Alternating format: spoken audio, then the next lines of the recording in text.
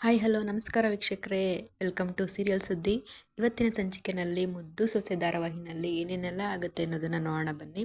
ಅದಕ್ಕೂ ಮೊದಲು ಇನ್ನೂ ಯಾರು ನಮ್ಮ ಚಾನಲ್ನ ಸಬ್ಸ್ಕ್ರೈಬ್ ಮಾಡ್ಕೊಂಡಿಲ್ಲ, ಪ್ಲೀಸ್ ಸಬ್ಸ್ಕ್ರೈಬ್ ಮಾಡ್ಕೊಂಡು ನೋಡಿ. ಹಾಗೆ ಪಕ್ಕದಲ್ಲಿ ಕಾಣೋ ಬೆಲ್ ಐಕಾನ್ನ ಕ್ಲಿಕ್ ಮಾಡಿ, ಹಾಗೆ ಒಂದು ಲೈಕ್ ಕೊಡೋದು ಮಾತ್ರ ಮರಿಬೇಡಿ. ಧಾರಾವಾಹಿಯ ಪ್ರಾರಂಭದಲ್ಲಿ ಏನೇನಾಗುತ್ತೆ ಅಂತಂದರೆ, ಈಶ್ವರಿ ಮತ್ತು ಚಿತ್ರ ಇಬ್ಬರು ಮಾತಾಡ್ಕೊಳ್ತಾ ಇರ್ತಾರೆ. ನಮ್ಮ ಸುಭಾಷನ್ಗೆ ಎಂಥ ಅದೃಷ್ಟ ಕೂಡ ಬರುತ್ತೆ ಅಂತ ಅಂದ್ಕೊಂಡೇ ಇರಲಿಲ್ಲ. ಇವಾಗ ತಾನೇ ಮನೆಗೆ ಸೇರಿದ್ದಾನೆ, ಇನ್ನೂ ಒಂದು ದಿನ ಆಗಲಿಲ್ಲ, ಆವಾಗಲೇ ಅವನ ಪಾಲಿಗೆ ಎಂಥ ಒಳ್ಳೆ ಸಂಬಂಧ ಬಂದಿದೆ. ಅದು MLA ಸಂಬಂಧ. ತುಂಬ ಖುಷಿ ಆಗ್ತಿದೆ. ಹೇಗಾದರೂ ಮಾಡಿ ಈ ಸಂಬಂಧ ನನ್ನ ಮಗನಿಗೆ ಸಿಗೋ ಹಾಗೆ ಮಾಡಬೇಕು. ಮತ್ತೆ ಮತ್ತೆ ಈ ಥರ ಅವಕಾಶ ಸಿಗೋದಿಲ್ಲ. ಸಿಕ್ಕಿರೋ ಅವಕಾಶನ ತುಂಬ ಚೆನ್ನಾಗಿ ಬಳಸ್ಕೋಬೇಕು ಅಂತ ಈಶ್ವರಿ ಚಿತ್ರನ್ಗೆ ಹೇಳ್ತಾ ಇರ್ತಾರೆ. ಇನ್ನು ಈ ಕಡೆ ಭದ್ರಾ ಕೂಡ ವಿದ್ಯನ್ ಹತ್ರ ಮಾತಾಡಬೇಕಂದ್ರೆ, ನನ್ನ ಹೆಂಡ್ತಿನ ನಾನು ಕಾಪಾಡದೇ ಇರ್ತೀನ ಅಂತ ಹೇಳ್ತಾನೆ. ಆ ಮಾತು ಕೇಳಿ ವಿದ್ಯನ್ಗೆ ಫುಲ್ ಶಾಕ್ ಆಗುತ್ತೆ, ಹಾಗೆ ತುಂಬ ಖುಷಿ ಆಗುತ್ತೆ. ಆಗ ವಿದ್ಯಾ ಅವರು ಮನಸ್ಸಲ್ಲೇ ಅನ್ಕೊತಾರೆ, ನನ್ನನ್ನು ಎಷ್ಟೇ ದೂರ ಮಾಡಬೇಕು ಅಂತ ಅಂದ್ಕೊಂಡ್ರು ನಿಮ್ಮ ಮನಸ್ಸಲ್ಲಿ ನನ್ನ ಬಗ್ಗೆ ಎಷ್ಟು ಪ್ರೀತಿ ಐತೆ ಅಂತ ನನಗೆ ಇವಾಗ ಗೊತ್ತಾಗ್ತಾ ಇದೆ ಅಂತ ಅನ್ಕೊತಾರೆ. ಇಷ್ಟು ಸಾಕು ಗೌಡ್ರೆ, ನಾನು ನಿಮ್ಮಿಂದ ಬೇರೆ ಏನೂ ಎಕ್ಸ್ಪೆಕ್ಟ್ ಮಾಡಲ್ಲ. ವಿದ್ಯಾ ಅವರು ಒಳಗೊಳಗೆ ಖುಷಿ ಪಡ್ತಾ ಇರ್ತಾರೆ. ಆಗ ವಿದ್ಯಾ ಮತ್ತು ಭದ್ರಾ ಇಬ್ಬರು ಸೈಲೆಂಟಾಗಿ ಇನ್ನೂ ಮಾತಾಡದೆ ಅವ್ರ ಮನಸ್ಸಲ್ಲೇ ಹಿಂದೆ ವಿದ್ಯಾ ಮತ್ತು ಭದ್ರಾ ಇಬ್ಬರು ಕಳೆದ ಕ್ಷಣಗಳನ್ನು ನೆನಪು ಮಾಡ್ಕೊತ ಒಳಗೊಳಗೆ ಖುಷಿ ಪಡ್ತಾ ಇರ್ತಾರೆ. ಆಮೇಲೆ ಭದ್ರಾ ಸ್ವಲ್ಪ ಬೇಜಾರು ಮಾಡಿಕೊಂಡು ಹೊರಗಡೆ ಬರ್ತಾರೆ. ಆಗ ನೋಡ್ದ ಅಕ್ಕ, ನೀನು ಮತ್ತು ಭಾವ ಇಬ್ಬರು ಪ್ರೀತಿನ ಎಷ್ಟೇ ದೂರ ಮಾಡ್ಕೋಬೇಕು ಅಂತ ಅಂದ್ಕೊಂಡ್ರು ಒಂದಲ್ಲ ಒಂದು ಸಂದರ್ಭದಲ್ಲಿ ನಿಮ್ಮಿಬ್ಬರು ಪ್ರೀತಿ ಆಚೆ ಬರ್ತಾನೆ ಇದೆ. ನೀವಿಬ್ಬರು ಯಾವತ್ತೂ ದೂರ ಆಗೋದಕ್ಕೆ ಸಾಧ್ಯನೇ ಇಲ್ಲ. ಇನ್ನು ನಿಮ್ಮ ಇಬ್ಬರನ್ನ ದೂರ ಮಾಡೋದಕ್ಕೆ ಯಾರ ಕೈಯಿಂದನೂ ಸಾಧ್ಯ ಇಲ್ಲ. ಸಂಬಂಧ ಇನ್ನು ಮುಂದೆ ಅಷ್ಟು ಗಟ್ಟಿಯಾಗಿರುತ್ತೆ ಅಕ್ಕ ಅಂತ ವಿದ್ಯನ ತಂಗಿ ಸರು ಅವರು ಹೇಳ್ತಾ ಇರ್ತಾರೆ. ಇನ್ನು ಈ ಕಡೆ ಬೆಳಗ್ಗೆ ಶಿವರಾಮೇಗೌಡರು ಆ ಗೋವಿಂದು ಹತ್ರ ಮಾತಾಡ್ತಾ ಇರ್ತಾರೆ. ಗೋವಿಂದು, ಇವತ್ತು ಪಾರ್ಟಿ ಮೀಟಿಂಗ್ ಇದೆ ಅಲ್ವಾ, ಅದನ್ನು ಬೇಗ ಮುಗಿಸ್ಕೊಂಡು ಬಂದ್ಬಿಡೋಣ ಅಂತ ಮಾತಾಡ್ಕೊತ. ಅದಕ್ಕೆ ಗೋವಿಂದು ಹೇಳ್ತಾರೆ, ಸರಿ ಅಣ್ಣ ಆಯಿತು, ಬೇಗ ಮುಗಿಸ್ಕೊಂಡು ಬರೋಣ ಅಂತ ಹೇಳ್ತಾರೆ. ಅದೇ ಟೈಮ್ಗೆ ಈಶ್ವರಿ ಕೂಡ ಅಲ್ಲಿಗೆ ಬರ್ತಾರೆ. ಬಂದು, ಬಾವಾ ನಿಮ್ಮ ಹತ್ರ ಸ್ವಲ್ಪ ಮಾತಾಡಬೇಕಿತ್ತು ಅಂತ ಹೇಳ್ತಾರೆ. ಶಿವರಾಮೇಗೌಡರು ಹೇಳ್ತಾರೆ, ಏನು ಹೇಳಿ ಈಶ್ವರಿ ಅಂತ. ಆಗ ಈಶ್ವರಿ ಅವ್ರು ಹೇಳ್ತಾರೆ, ಅದೇ ಬಾವ ಏನಿಲ್ಲ, ಇವಾಗ ನಮ್ಮ ಸುಭಾಷ ಬೇಡ ಅಂತ ಚಂಪನೆ ನನ್ನ ಮಗನ ಜೊತೆ ಇರೋ ಸಂಬಂಧನ ಕಳ್ಕೊಂಡಿದ್ದಾಳೆ. ಎಲ್ಲರ ಮುಂದೆ ಅವ್ನು ಬೇಡ, ಡಿವೋರ್ಸ್ ಕೊಡ್ತೀನಿ ಅಂತ ಹೇಳಿದ್ದಾಳೆ. ಇದ್ರ ಮೇಲೆ ಅವನಿಗೆ ಬೇರೆ ಮದುವೆ ಮಾಡಬೇಕಲ್ವಾ ಬಾವ? ಅವನು ತಾನೇ ಎಷ್ಟು ದಿನ ಅಂತ ಒಂಟಿ ಜೀವನ ಮಾಡೋಕ್ಕಾಗತ್ತೆ? ಅದಕ್ಕಿಂತ ಹೆಚ್ಚಾಗಿ ಅವನು ಮತ್ತೆ ಅಲ್ಲಿ ಇಲ್ಲಿ ಹುಡುಗರ ಜೊತೆ ಸೇರಿ ಹಾಳಾಗ್ಬಿಡ್ತಾನೆ ಬಾವ. ಇವಾಗ ನನಗೆ ಸುಭಾಷನೇ ಚಿಂತೆ ಆಗ್ಬಿಟ್ಟಿದೆ. ಹೆಂಗೋ ಒಳ್ಳೆ ಮನಸ್ಸಾಗಿ ಇವಾಗ ಈ ಮನೆ ಕಾಲಿಟ್ಟವನೇ. ಇವಾಗ ನಾವು ಕೂಡ ಅವನಿಗೆ ಒಂದು ಜವಾಬ್ದಾರಿ ತಗೊಂಡು ಅವನಿಗೆಲ್ಲಾದರೂ ಒಂದು ಹುಡುಗಿನ ನೋಡಿ ಮದುವೆ ಮಾಡೋಣ ಬಾವ ಅಂತ ಈಶ್ವರಿ ಹೇಳ್ತಾರೆ. ಆಗ ಗೋವಿಂದು ಇದ್ದವ್ರು ಹೇಳ್ತಾರೆ, ಅಲ್ಲ ಕಣೆ, ಅವ್ನು ಬಂದು ಇನ್ನೂ 2 ದಿನ ಆಗಲಿಲ್ಲ, ಆಗಲೇ ಇಷ್ಟೊಂದು ಅರ್ಜೆಂಟ ನಿನಗೆ?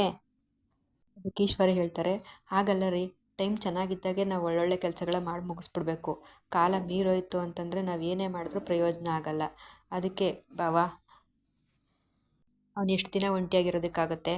ಅದಕ್ಕೋಸ್ಕರ ಒಂದು ಒಳ್ಳೆ ಸಂಬಂಧ ನೋಡಿ ಅವ್ನು ಮದುವೆ ಮಾಡಿ ಮುಗಿಸ್ಬಿಟ್ಟಿದ್ರೆ ಚೆನ್ನಾಗಿರ್ತಿತ್ತು ಅಂತ ಈಶ್ವರಿ ಹೇಳ್ತಾರೆ. ಅದಕ್ಕೆ ಶಿವರಾಮೇಗೌಡರು ಹೇಳ್ತಾರೆ, ಹೌದಾ, ಇವಾಗ ತಾನೇ ಡಿವೋರ್ಸ್ ಆಗ್ತಾ ಇದೆ, ಸ್ವಲ್ಪ ದಿನ ಇರು, ಮೊದಲು ಅವನಿಗೆ ಡೈವೋರ್ಸ್ ಆಗಿಬಿಡ್ಲಿ, ಆಮೇಲೆ ಎಲ್ಲಾದರೂ ನೋಡಿ ಮದುವೆ ಮಾಡೋದ್ರಾಯ್ತು ಅಂತ ಹೇಳ್ತಾರೆ. ಆಗ ಈಶ್ವರಿ ಹೇಳ್ತಾರೆ, ಅಲ್ಲ ಬಾವ, ನೀವು ಒಂದು ಸಾರಿ ಹೂ ಅಂದರೆ ಸಾಕು, ಇವಾಗಲೇ ಸಂಬಂಧ ರೆಡಿ ಇದೆ, ನಾನು ಬೇಕಂದರೆ ಮಾತಾಡ್ತೀನಿ. ಮಧ್ಯದಲ್ಲಿ ಮಾತಾಡ್ತಾ ಗೋವಿಂದು ಹೇಳ್ತಾರೆ, ಏನು ಮಾತಾಡ್ತಾ ಇದ್ದೆ ಈಶ್ವರಿ, ಇದ್ದಕ್ಕಿದ್ದಂಗೆ ಸಂಬಂಧ ಅಂದರೆ ಯಾವುದು ಅಷ್ಟು ಬೇಗ? ಆಗ ಈಶ್ವರಿ ಹೇಳ್ತಾರೆ, ಅದೇ ಬಾವ, ಇವತ್ತು ನಮ್ಮ ಮನೆಗೆ MLA ಸಾಹೇಬರು ಬಂದಿದ್ರು ಅಲ್ವಾ, ಅವ್ರ ಮಗಳಿಗೆ ಒಳ್ಳೆ ಗುಣವಂತ ಬೇಕು ಅಂತ ಹೇಳ್ತಾ ಇದ್ರು. ಹೇಗಿದ್ರು ನಮ್ಮ ಸುಭಾಷನ್ ಕೂಡ ಡಿವೋರ್ಸ್ ಆಗ್ತಾ ಇದೆ ಅಲ್ವಾ, ಆ ಹುಡುಗಿಗೂ ಕೂಡ ಡಿವೋರ್ಸ್ ಆಗಿದೆ, ಇಬ್ರಿಗೂ ಕೂಡ ಮದುವೆ ಮಾಡಿದ್ರೆ ಇಬ್ರಿಗೂ ಒಂದು ಜೀವನ ಸಿಕ್ತಂಗೆ ಆಗುತ್ತಲ್ವಾ, ನಮ್ಮ ಸುಭಾಷ ಕೂಡ ಒಂದು ಜವಾಬ್ದಾರಿ ತಗೊಂಡಂಗೆ ಆಗುತ್ತೆ. ಶಿವರಾಮೇಗೌಡರು ಹೇಳ್ತಾರೆ, ಈಶ್ವರಿ ನಿನ್ನ ಯೋಚನೆ ಏನೋ ಸರಿಯಾಗಿದೆ, ಯಾವುದಕ್ಕೂ ನಾನೊಂದ್ಸಲ MLA ಹತ್ರ ಮಾತಾಡಿ ನೋಡ್ತೀನಿ ಅಂತ ಶಿವರಾಮೇಗೌಡರು ಹೇಳ್ತಿದ್ದಾಗೆ ಚಂಪಾ ತುಂಬ ಅಳುಮುಖ ಮಾಡ್ಕೊಂಡು ನಿಂತಿರ್ತಾಳೆ. ಆಗ ಅಮ್ಮಮ್ಮ ಹೇಳ್ತಾರೆ, ಏನೀಶ್ವರಿ ನೀನು ಗೊತ್ತಾಗಲ್ವ ನಿನಗೆ, ಚಂಪಾ ಇಲ್ಲೇ ಇದ್ದಾಳೆ, ಅವಳ ಎದುರಿಗೆ ನೀನು ಈ ರೀತಿ ಮಾತಾಡ್ತಾ ಇದೆಯಲ್ಲ, ಏನು ಚಂಪಾ ಜೀವನ ಹಾಳು ಮಾಡಬೇಕು ಅಂತ ಅಂದ್ಕೊಂಡಿದ್ಯಾ ಅಂತ ಅಮ್ಮಮ್ಮ ಈಶ್ವರಿಗೆ ಬೈತಾರೆ. ಇದನ್ನೆಲ್ಲ ಕೇಳಿಸ್ಕೊತಾ ಇದ್ದ ಚಂಪಾ ಇದ್ದವರು, ಈ ಹಟ್ಟಿನಲ್ಲಿ ಇಷ್ಟೆಲ್ಲ ಆದಮೇಲೆ ಕೂಡ ನಾನು ಈ ಮನೇಲಿ ಇರೋದು ಸರಿಯಲ್ಲ ಅಂತ ಹೇಳಿ ಚಂಪಾ ಅವರು ಹೇಳ್ತಾರೆ, ಮಾವ, ನಾನು ಈ ಹಟ್ಟಿನಾಗೆ ಇರೋಕ್ಕಿಲ್ಲ, ಹೆಂಗಿದ್ರು ವಿದ್ಯಕ್ಕ ಔಟ್ ಹೌಸ್ನಾಗಿದ್ದಾರಲ್ಲ, ನಾನು ಕೂಡ ಅವ್ರ ಜೊತೆನೇ ಹೋಗಿರ್ತೀನಿ, ವಿದ್ಯಕ್ಕನಿಗೆ ಏನಾದರೂ ನನ್ನಿಂದ ಸಹಾಯ ಆದರೆ ಮಾಡ್ತೀನಿ ಅಂತ ಹೇಳ್ತಾರೆ. ಅದಕ್ಕೆ ಶಿವರಾಮೇಗೌಡರು ಹೇಳ್ತಾರೆ, ನೋಡು ಚಂಪಾ, ಈ ಹಟ್ಟಿಗೆ ಯಾರೇ ಬರಲಿ ಯಾರೇ ಹೋಗಲಿ, ನೀನು ಯಾರ ಸೊಸೆ ಅಂತ ಒಪ್ಕೊಳ್ಳಿ ಬಿಡಲಿ, ನೀನು ಮಾತ್ರ ಯಾವತ್ತಿದ್ರೂ ಈ ಮನೆ ಸೊಸೆನೇ ಅಂತ ಶಿವರಾಮೇಗೌಡರು ಹೇಳ್ತಾರೆ. ಅದಕ್ಕೂ ನೀನು ಈ ಹಟ್ಟಿನ ಯಾಕೆ ಬಿಟ್ಟು ಹೋಗಬೇಕು, ನೀನಿರೋ ಗಂಟ ನಮ್ಮ ಜೊತೆನೇ ಇದ್ಬಿಡು, ನೀನೆಲ್ಲೂ ಹೋಗೋ ಅವಶ್ಯಕತೆ ಇಲ್ಲ ಅಂತ ಹೇಳ್ತಾರೆ. ಹಾಗೆ ನಿನ್ನ ಜೀವನ ಮತ್ತು ನಿನ್ನ ಜವಾಬ್ದಾರಿ ಕೂಡ ನಂದು ಶಿವರಾಮೇಗೌಡರು ಹೇಳ್ತಾರೆ. ಇದನ್ನು ಕೇಳಿ ಈಶ್ವರಿಗೆ ತುಂಬ ಕೋಪ ಬರುತ್ತೆ. ಇಷ್ಟು ದಿನ ಮಾತಾಡೋದಕ್ಕೆ ಹೆದರ್ತಾ ಇದ್ದವಳು ಇವಾಗ ಎಷ್ಟೊಂದು ಧೈರ್ಯವಾಗಿ ಬಾವನ ಮುಂದೆ ನಿಂತ್ಕೊಂಡು ಮಾತಾಡ್ತಾ ಇದ್ದಾಳಲ್ಲ. ಮೊದಲು ನನ್ನ ಮಗನ ಜೀವನ ಸರಿ ಹೋಗಲಿ, ಆಮೇಲೆ ನಿನಗೆ ಸರಿಯಾದ ಪಾಠ ಕಲಿಸ್ತೀನಿ ಅಂತ ಈಶ್ವರಿ ಅನ್ಕೊತಾ ಇರ್ತಾರೆ.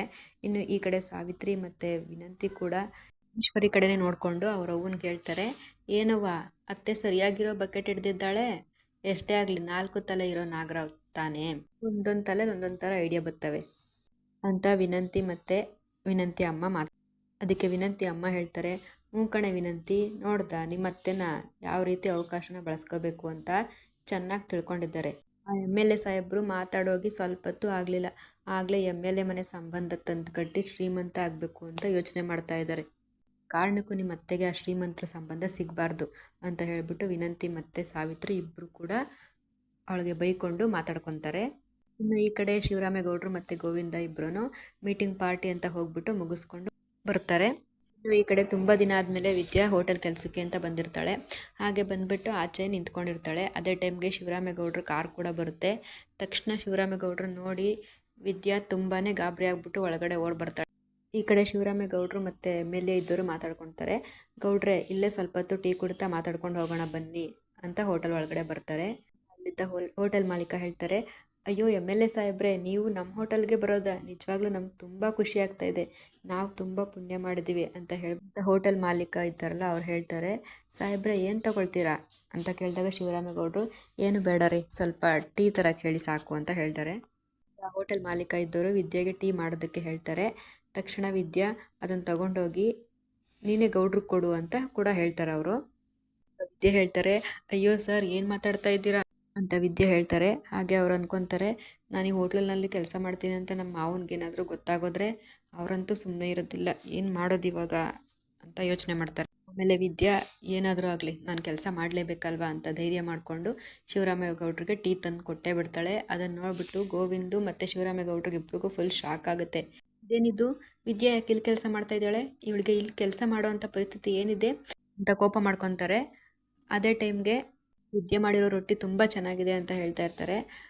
ಅಯ್ಯೋ ಗೌಡ್ರೆ, ನಿಜ ಹೇಳಬೇಕಂದ್ರೆ ನಾನಂತೂ ನಿಮ್ಮ ಸೊಸೆ ಕೈಯಲ್ಲಿ ಜಾಸ್ತಿ ಕೆಲಸ ಮಾಡಿಸ್ತಾ, ನಿಮ್ಮ ಅಮ್ಮವರು ಒಂದಿನ ನಮ್ಮ ಹೋಟೆಲ್ಗೆ ಬಂದಿದ್ದರು. ಆಗ ಅವ್ರು ಹೇಳಿದ್ರು, ಅವಳು ಬಸ್ರಿ ಇದ್ದಾರೆ, ಅವ್ರ ಹತ್ರ ನೀವು ಎಷ್ಟಾಗುತ್ತೋ ಅಷ್ಟು ಕೆಲಸ ಮಾಡಿಸೋ, ಅಷ್ಟೇ, ಜಾಸ್ತಿ ಕೆಲಸ ಮಾಡಿಸ್ಬಾರ್ದು ಅಂತ ಹೇಳ್ಬಿಟ್ಟೋಗವ್ರೆ. ಅದಕ್ಕೋಸ್ಕರ ನಾವು ಅವ್ರ ಕೈಲಿ ಎಷ್ಟಾಗುತ್ತೋ ಅಷ್ಟು ಕೆಲಸ ಮಾತ್ರ ಮಾಡಿಸ್ತಾ ಇದ್ದೀವಿ, ಜಾಸ್ತಿ ಏನು ಕೆಲಸ ಮಾಡಿಸ್ತಾ ಇಲ್ಲ ಅಂತ ಹೋಟೆಲ್ ಮಾಲೀಕ ಹೇಳ್ತಾನೆ. ಆಗ ಶಿವರಾಮೇಗೌಡರು ಅನ್ಕೊತಾರೆ, ಹಂಗಿದ್ರೆ ಎಟ್ಟಿನಲ್ಲಿ ಎಲ್ರಿಗೂ ಈ ವಿಷಯ ಗೊತ್ತು, ನನಗೆ ಮಾತ್ರ ಈ ವಿಷಯ ಗೊತ್ತಿಲ್ಲ ಅಂತ ಹೇಳಿ ತುಂಬ ಕೋಪ ಮಾಡ್ಕೊತಾರೆ. ಆಗ ಶಿವರಾಮೇಗೌಡರು ತುಂಬ ಕೋಪದಿಂದ, ಏನೇ ಆಗಲಿ ವಿದ್ಯೆಯಲ್ಲಿ ಕೆಲಸ ಮಾಡ್ತಿರೋ ವಿಚಾರ ನಮ್ಗೆ ಇವಾಗ ಗೊತ್ತಾಗೈತೆ, ಮೊದಲು ಒಟ್ಟಿಗೆ ಹೋಗಿ ಆಮೇಲೆ ವಿಚಾರಿಸ್ತೀನಿ ಅಂತ ಹೇಳ್ಬಿಟ್ಟು ಕೋಪ ಮಾಡಿಕೊಂಡು ಹೊರಟೆ ಹೋಗ್ತಾರೆ.